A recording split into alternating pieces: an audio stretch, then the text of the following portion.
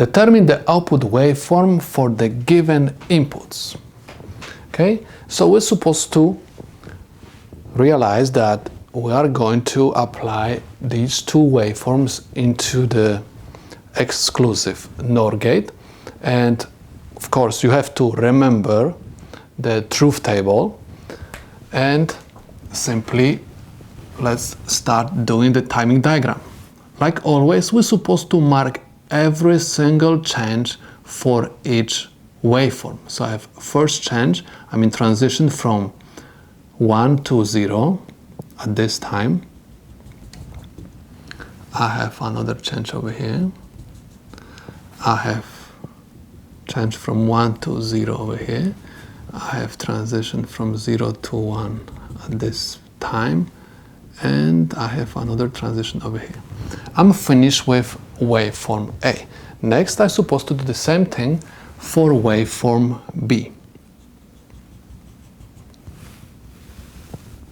Okay, we have another transition at this time. We have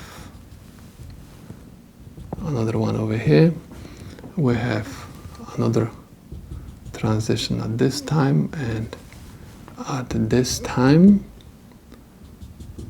and this time. Okay, I can say that I'm finished with waveform B2. Next, I'm supposed to look at the columns. Okay, so I have logic 1 and 1.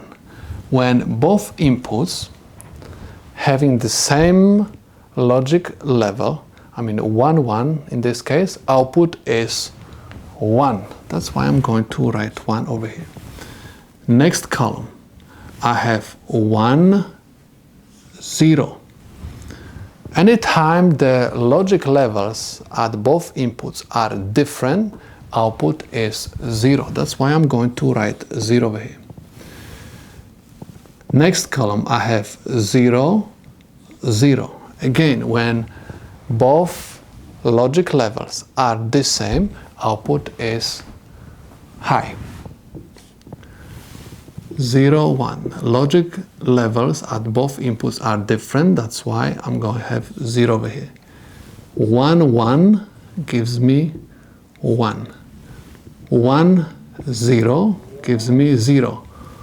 0, 0 gives me 1. 0, 0 gives me 1. Next, I have 0, 1 gives me 0.